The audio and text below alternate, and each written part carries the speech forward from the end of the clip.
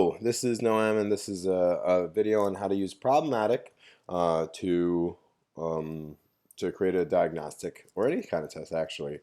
After this, there's another video on how to use the DDC scheduler tool to make an answer sheet so you can actually have the computer grade your multiple choice questions.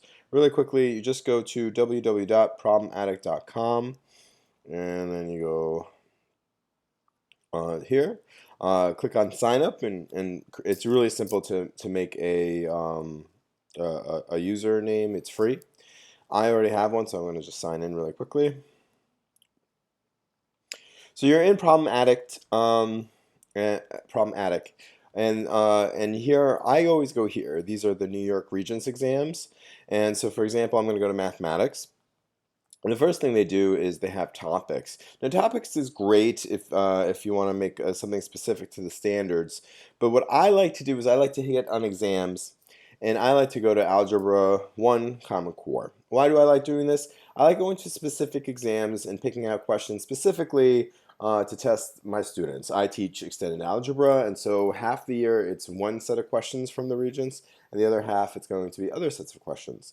So you click on individual tests, and then you read through. So for example, for my incoming ninth graders, something we're going to learn about, we're focusing more on linear functions. So I want things with linear functions.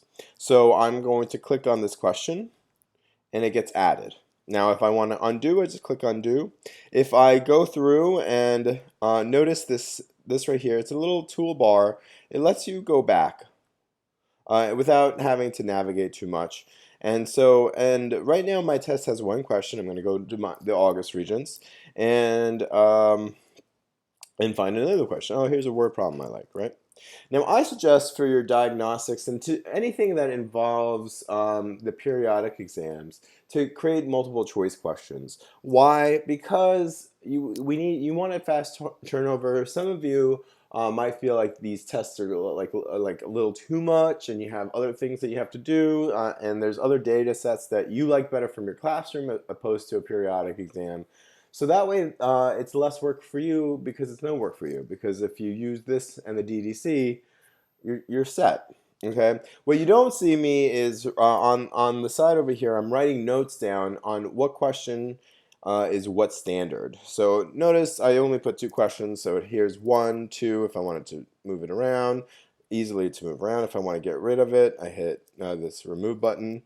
So these right here are my tools to select questions, to arrange them, format. Here is where you would go to header. You would change, the title. So I want to change this to, you see how it says untitled? It's because I didn't create a title for my exam. So I'm going to fix that. I'm going to say periodic exam 1.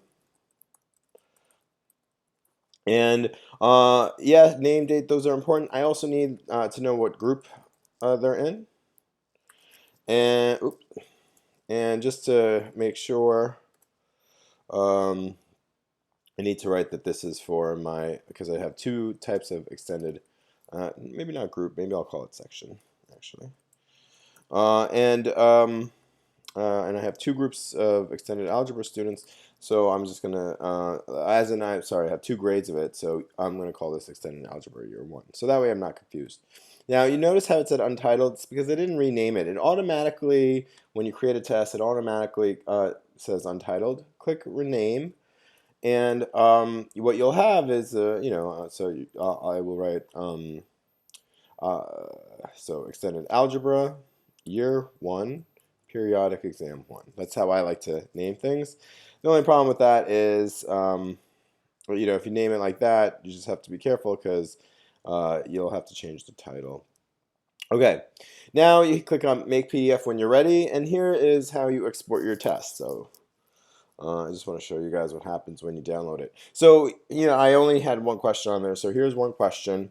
And it also prints out the answer sheet. And why this is helpful is when you're writing down your notes, of what question aligns to what standard, when it's time to use the DDC, you can use your answer sheet and the notes that you wrote about what standard correlates to what question to really have a robust data coming out of the DDC. So once you're ready to make this a PDF and to download it, you just go to download PDF. You click on the download button here. My computer's thinking, and it's ready to save. You click on Save File, and you'll have it and print it, and you can use it. All right. I hope this was helpful. Thank you so much.